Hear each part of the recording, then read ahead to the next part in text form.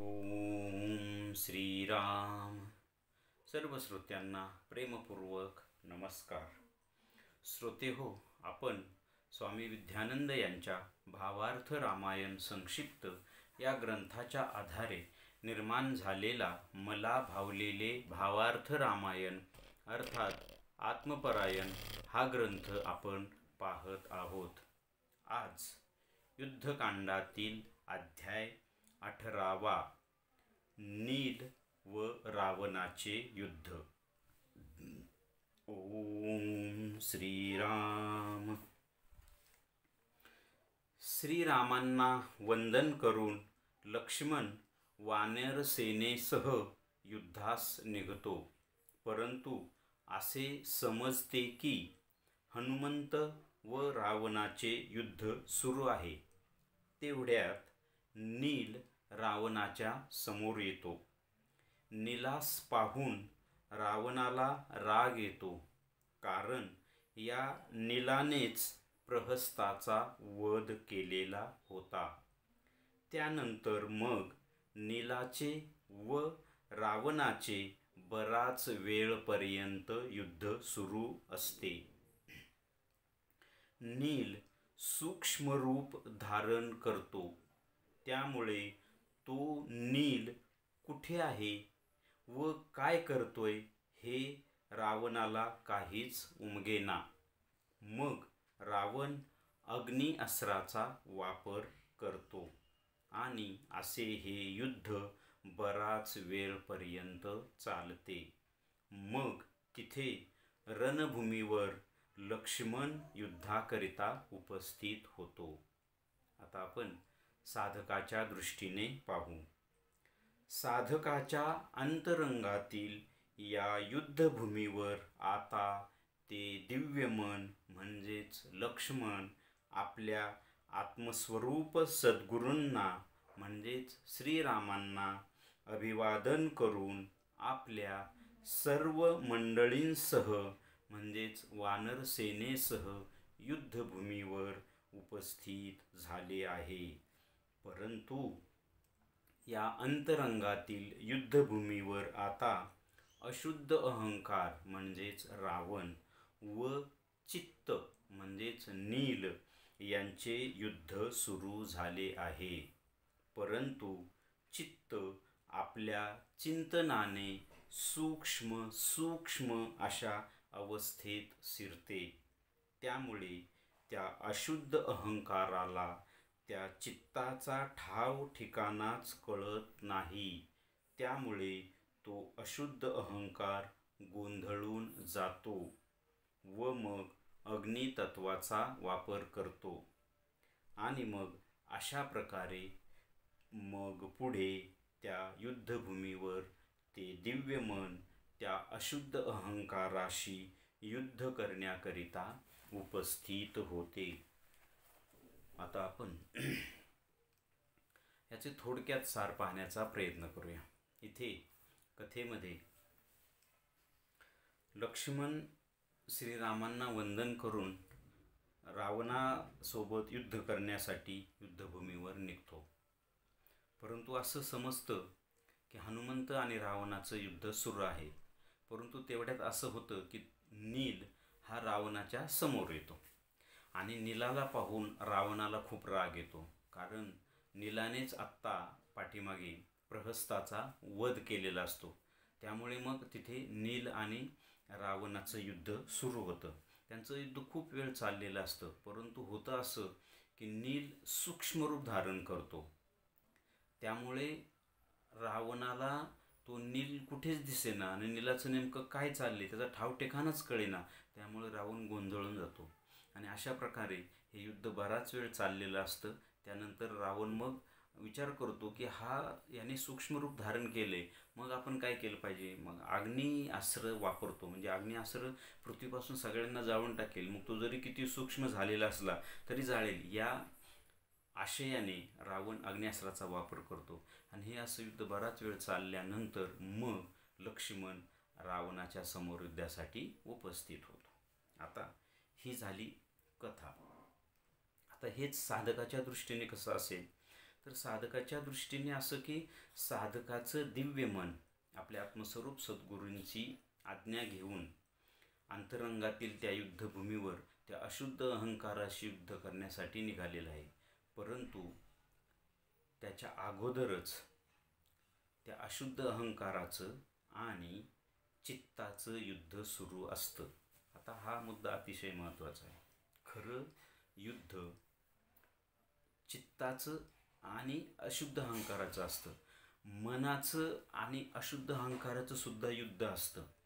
परंतु मनावर कितीतरी वेळा अशुद्ध अहंकार कब्जा मिळवतो आणि त्यामुळंच तर खरं आपलं जीवन हे अध्यात्मापासून दूर जातं. परंतु चित्तासोबत युद्ध करणं अहंकाराला सुद्धा खूप अवघड जातं. म्हणजे पहा की मनाशी युद्ध करून अशुद्ध अहंकार कधी संपत नाही, त्याचा नाश होत नाही. परंतु चित्ताशी युद्ध केलं आणि जर अहंकाराचा पराजय झाला तर त्या साधकाला ईश्वर प्राप्ती झाली म्हणून समजा. कारण चित्त आपल्या अंतःकरण चतुष्टय त्याला म्हणतात. मन, बुद्धी, चित्त आणि अहंकार. चित्त हा सगळ्यात खालचा स्तर आहे, अहंकार सगळ्यात वरचा स्तर आहे, बुद्धी आणि मन हे जवळजवळचे स्तर आहेत. अहंकार मन आणि बुद्धीवर कब्जा मिळवतं. मन बुद्धीवर कब्जा मिळवल्यामुळं आपोआप चित्तावर सुद्धा त्याचा कब्जा असतो. परंतु चित्ताचं आणि अहंकाराचा तसा संबंध येत नाही. आणि अहंकाराने जर मन आणि बुद्धीवर कब्जा मिळवलेला असेल तर अहंकार स्वतः अशुद्ध होतोच आणि तो मनालाही अशुद्ध करतो, बुद्धीलाही अशुद्ध करतो आणि याचे सगळे परिणाम किंवा याची सगळी आवरणं चित्तावर येऊन थांबतात. त्यामुळे चित्त ह्या सगळ्या गोष्टींपासून बाजूला राहतं आणि चित्त हे आत्म्याच्या, ईश्वराच्या अतिशय जवळ असतं. किंबहुना चित्त म्हणजे आत्म्याचा, ईश्वराच्या गाभाऱ्याचा दरवाजा. म्हणून अध्यात्मशास्त्रात चित्तशुद्धीला खूप खूप मोठं महत्त्व आहे. मन आणि बुद्धी तो आपण किती शुद्ध केली तरी हे पुन्हा अशुद्ध होण्याचे जास्त चान्सेस असतात, होऊ शकतात.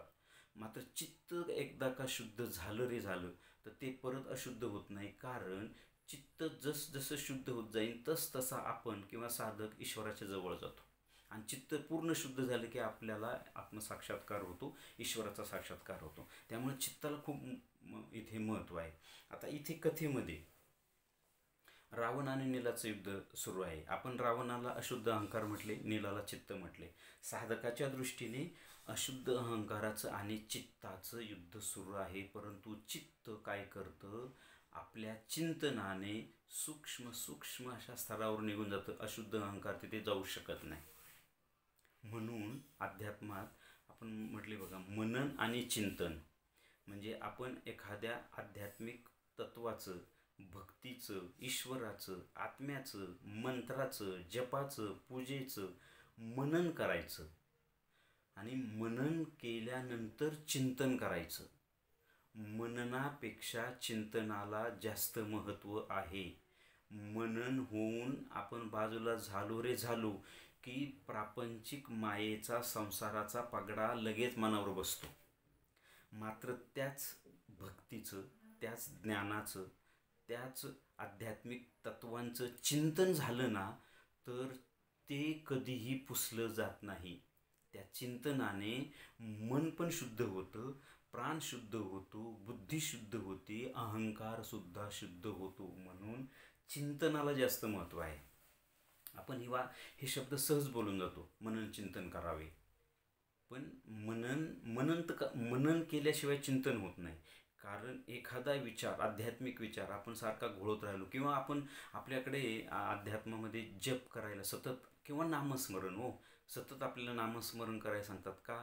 कारण मन नामस्मरण करतं पण होतं असं, आपल्याला फार वेगाने प्रगती का होत नाही माहिती का? आपण मनाने फक्त मनन करतो, म्हणजे त्या त्या जपाचं सतत घोकणी करत राहतो, ओम रामकृष्ण हरी, ओम रामकृष्ण हरी, परंतु त्याचं चिंतन होत नाही. म्हणजे ओम म्हणजे काय, राम म्हणजे काय, कृष्ण म्हणजे काय, हरी म्हणजे काय, ह्याचं जर चिंतन झालं ना, तर या सगळ्या घटकांची शुद्धी फार वेगाने होते. अर्थात चिंतन होत नाही म्हणून आपल्याकडे एक ढोबळ मनाने निदान नामस्मरण तरी करा, निदान मनन तरी करा, केव्हा तरी ते चित्तामध्ये शिरेल. परंतु जर आणखी एक महत्त्वाचं, म्हणून नामस्मरणापेक्षाही सोहम साधना किंवा ध्यान साधनेला काय जास्त महत्त्व दिलं माहिती आहे का? ध्यानामध्ये आपण त्या तत्वाचं थेट चिंतन करतो किंवा त्याच्या संपर्कात जाण्याचा प्रयत्न करतो, आणि त्याचा मार्ग कुठला आहे? चित्त. चित्त आत्म्याच्या जवळ जातं. म्हणून ध्यानामध्ये समजा ओम नम शिवाय हा जप घेतलं तर त्याचं चिंतन, ओम नम शिवाय, म्हणजे त्या शिवाला मी नमस्कार करतो. मग मी माझ्या अंतर्दृष्टीपुढे शिवाला आणण्याचा प्रयत्न करतो. तो जो प्रयत्न आहे ना, ते चिंतन आहे. किंवा सोहम साधनेमध्ये सोहम, म्हणजे तो मी आहे, तो मी आहे, तो मी आहे, हा भाव आपण सतत घोकत राहतो. म्हणजेच त्याचं आपण चिंतन करतो त्या भावाचं. आणि तो म्हणजे कोण? तो आत्मा, तो ईश्वर, मी आहे. म्हणजे हे चिंतन, आणि हे चिंतन अतिशय सूक्ष्म सूक्ष्म जर गेला की आत्मप्राप्ती. इथे कथेमध्ये चित्त काय करते? त्याच्या चिंतनाने सूक्ष्म सूक्ष्म अशा स्तरापर्यंत जाते. त्यामुळे त्या अशुद्ध अहंकाराचा गोंधळ उडतोय. अशुद्ध अहंकार तिथे जाऊ शकत नाही. अशुद्ध नाही, शुद्ध अहंकार सुद्धा तिथे पोचू शकत नाही, नाही पोचू शकत तिथे, कारण ते अतिशय सूक्ष्म स्तरात ते चित्त शिरतं. म्हणून तिथे त्या अशुद्ध अहंकाराला त्या चित्ताचा ठाव लागत नाही. मनाला सुद्धा चित्ताचा ठाव लागत नाही. बुद्धीला सुद्धा चित्ताचा ठाव लागत नाही. का? कारण चित्ताचा ठाव म्हणजे आत्म्याचं द्वार. ज्ञानेश्वर महाराज म्हणतात ना, की देवाची द्वारी उभा क्षण भरी, तेने मुक्तीचारी साधियेल्या. आपण त्याचा फार फार फार उथळ अर्थ घेतो, की देवळाच्या दारात जायचं, उभं राहिलं की मला, असं नाही.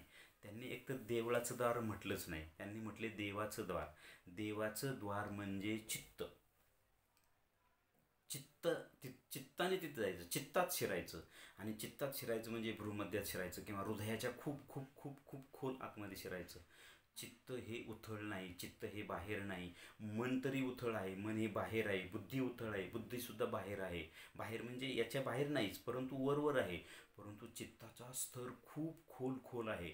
आणि तिथे जर आपण नेहमी जाऊन चिंतन करू शकलो ना, तर देवाचं द्वार उघडलं जातं आणि मग मुक्तिचारी आहेत.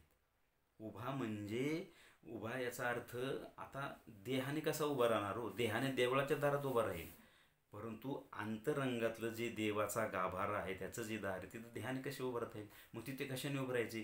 तिथे मन, बुद्धी, प्राणाला, अहंकाराला, या सगळ्या घटकांना घेऊन चित्तात शिरायचे. आणि चित्त मग देवाचं द्वार उघडतं, म्हणून मग मुक्तिचारी. म्हणून चित्ताला खूप मोठं महत्त्व, म्हणून चिंतनाला खूप महत्त्व आहे. मग त्याच्या अगोदर मननाला खूप महत्त्व आहे, मग त्याच्या अगोदर मनाला खूप महत्त्व आहे. आणि मग ह्याचाच जर संयोग जोडला तर मन प्राणाची गाठ घालून जर तुम्ही मनन करून चिंतन करू लागला, तर तुम्ही देवाच्या द्वारात शिराल. देवाचं द्वार कालांतराने उघडेल आणि तुम्ही देवाजवळ जाल किंवा आत्म्याजवळ जाल. म्हणून मनपवनाची गाठ बांधायची. म्हणून ज्ञानेश्वर महाराज ज्ञानेश्वरीत काय म्हणतात, की बळीये इंद्रिये येती मना. मी हे नेहमी नेहमी हे सांगत आलेलो आहे, की ही ओवी अतिशय ज्ञानेश्वरीतली साधकांच्या दृष्टीने खूप महत्त्वाची. परिणाम बाकीच्या तत्त्वज्ञान आहे खूप, पण ज्याला साधना करून साधक व्हायचं आहे ना, त्याच्यासाठी ही ओवी अतिशय महत्त्वाची. बळीये इंद्रिये येती मना, म्हणजे सगळी इंद्रिये ही मनाच्या अधीन असतात. मन एकवटे पवना, मन प्राणाशी जोडलं जातं. आणि पवन मिळोची लागे गगना, ती चित्ताची प्रक्रिया आहे. हे जेव्हा एकरूप होऊन पवन अंतरंगात शिरतो, प्राण ऊर्ध्व होतो ना, ते चित्त. आणि मग गगन म्हणजे चित्त, देवाचं द्वार, आणि मग आतमध्ये. आणि हे ऐसे नेनू काय आपैसे, तया ते चिकीजे अभ्यासे, समाधी घरपुसे मानसाचे. मग तुम्ही समाधी अवस्थेत शिरता. म्हणजे चित्तातून तुम्ही पुढे गेला, म्हणजेच सूक्ष्म सूक्ष्म सूक्ष्म स्तरावर जात राहिला की आत्म्याचा किंवा देवाचा दरवाजा उघडला जातो आणि आपल्याला आतमध्ये प्रवेश पडतो. म्हणून चित्ताला खूप महत्त्व आहे. आणि चित्ताची साधना काय? चिंतन. जरी मी ध्यानाला बसलो, डोळे झाकले, तरी आतमध्ये चिंतन करतो ना मी. कुठलाही जप घ्या, त्यात जपाचं चिंतन झालं पाहिजे. आणि सगळ्यात सोपं तर मग सोहम, तो मी आहे, तो आत्मा मी आहे, ह्या भावाच्या चिंतनाने चित्ताची शुद्धी होते. चित्त शुद्ध झालं की देवाचं द्वार उघडतं. म्हणून या अध्यायाला इथं फार अतिशय महत्त्वाची, अध्याय खूप छोटासा आहे परंतु अतिशय महत्त्वाचा आहे. म्हणून चिंतन केलं पाहिजे. आपण आध्यात्मिक ग्रंथ वाचतो, नुसतं वाचून भरभर पडून जातो, एक तर आपण मननच करत नाही. आधी मनन झालं पाहिजे. म्हणजे मनन म्हणजे काय? तर मला त्या ग्रंथातील त्या भागाचा, त्या पेजचा, त्या तत्वाचा अर्थ समजला पाहिजे, म्हणजे मनन. आणि तो अर्थ समजला की त्याचं चिंतन माझ्या आत आत घडलं पाहिजे. चिंतन घडलं पाहिजे. चिंतन घडलं की शुद्धी होते. आणि सगळेच मार्ग आहे. मग भक्तीने चिंतन होतं, कर्माने पण चिंतन होतं. तुम्ही जर कर्म या अनुसंधानात केलं तर ते चिंतन होतं, त्याने दार उघडलं जातं. भक्ती, त्यात हृदयापासून भाव समर्पित करून देवाला आळवणे, त्याने चित्तशुद्धी होते, तो दार उघडलं जातं. ज्ञानाने एक तत्त्व घेतलं की एखादं अध्यात्माचं, ते तत्त्वाचं मनन करून चिंतन केलं की दार उघडलं जातं. या मार्गाने आपण जातो. पण मात्र कुठल्याही मार्गाने जा, चित्तशुद्धी झाल्याशिवाय आत्म्याचं दार उघडत नाही. म्हणजे चिंतन झाल्याशिवाय आत्म्याचं दार उघडत नाही. मला वाटतं हेच याचं सार असावं असं मला वाटतं. श्रीरामार्पणमस्तु. हरिओम तत्सत. ब्रह्मार्पणमस्तु.